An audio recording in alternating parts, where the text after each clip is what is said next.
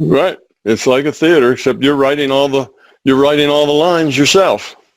You're for your character. That's what consciousness does. Your consciousness makes all the choices, writes all the lines, and decides what your character does, how your character feels. So your character just sets up situations and relationships and connections to things that create choices for you, and then you make the choices. And most of our choices are created out of the fact that there's 7.5 billion of us all interacting with each other. And all of that, with the things that you do, the choices you make will change the choices that other people have to make. And the things that other people do affect the choices that you make. So we all affect and interact with each other, which keeps our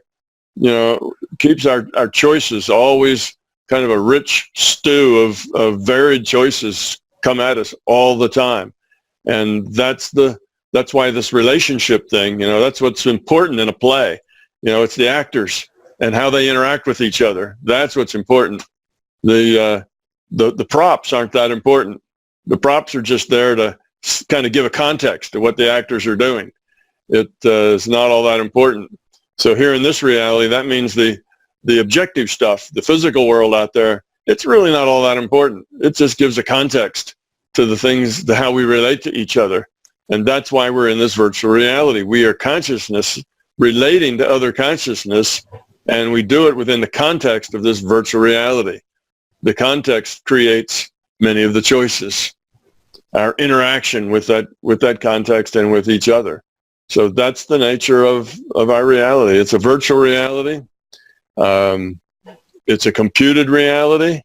And this has become the evidence of this has come out of physics, come out of quantum mechanics, started about 100 years ago with the double slit experiment, where that double slit experiment did things that just didn't make any sense.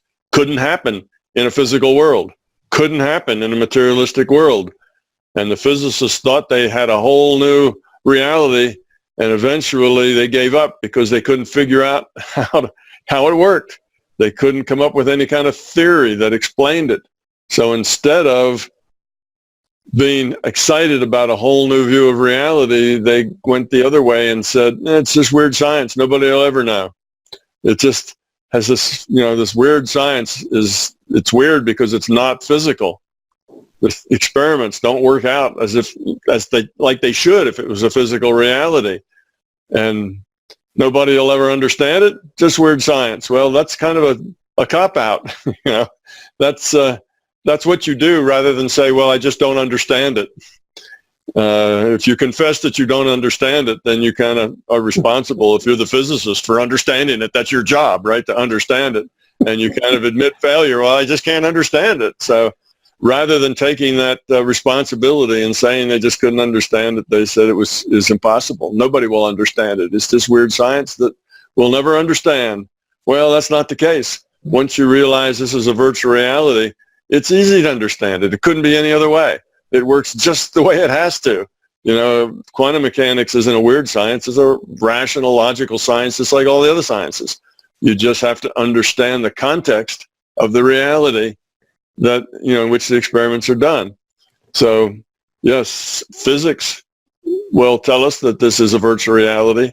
And then there's other people like Bruce Lipton, who studied genetics, and he comes to the conclusion, biology, and he comes to the conclusion that mind is more fundamental than matter, that your intention can modify your genetics to a large degree, and that biology answers to mind, and it's all about information and these cells communicating with each other.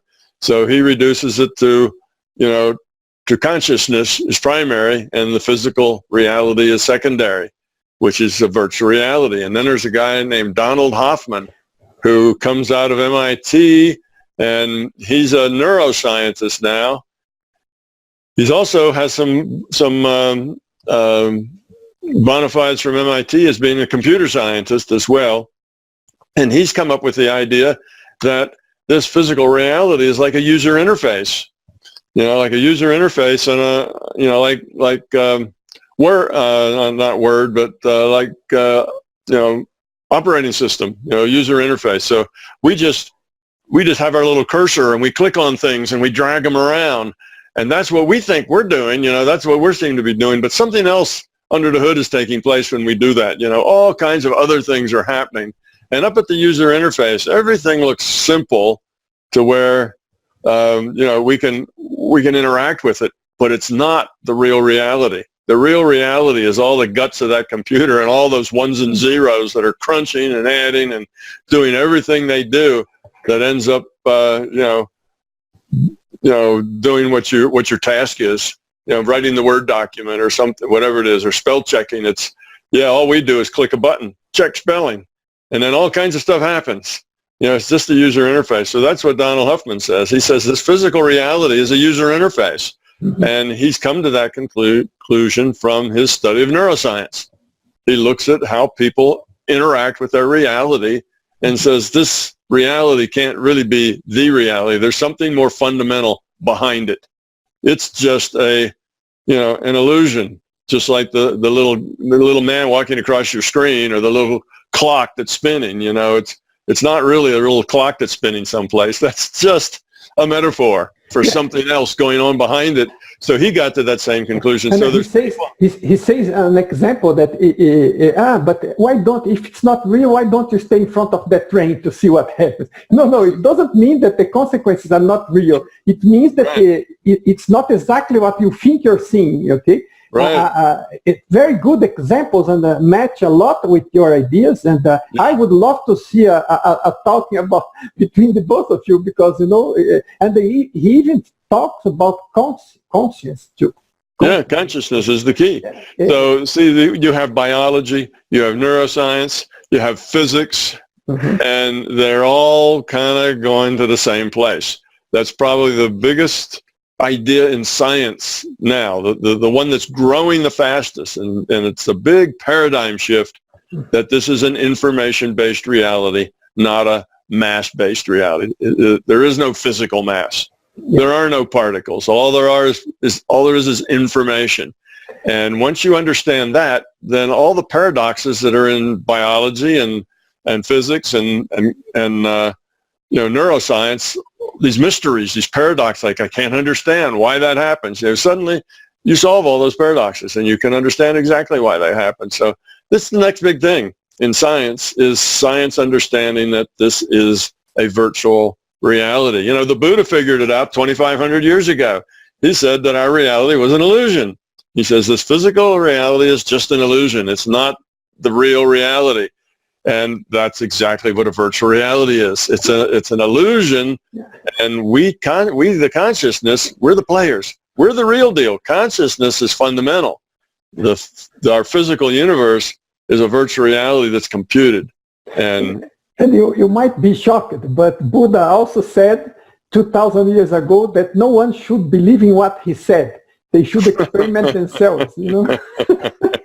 Yes. There are many close points in even this, Yeah, that's funny. No, I didn't know that, but of course that's what I tell people all the time. That's what I'm telling, that you would be shocked, because I understand that you did everything from one point of view and that didn't connect or check what Buddha said, what Lao Tzu said. But, there are some very interesting things that they are very close match. Yeah, I didn't know that the Buddha said that as well. Just things like that just keep turning up. But I'm probably the only speaker that at the end of my speech, I say, I don't want you to believe a word that I've said, because it's not useful to believe it, or it's not useful to disbelieve it. Just have your own experience. You have to learn it. You have to be it. You have to grow to it. It's not good to believe it because somebody else, says it. That doesn't take you anywhere useful.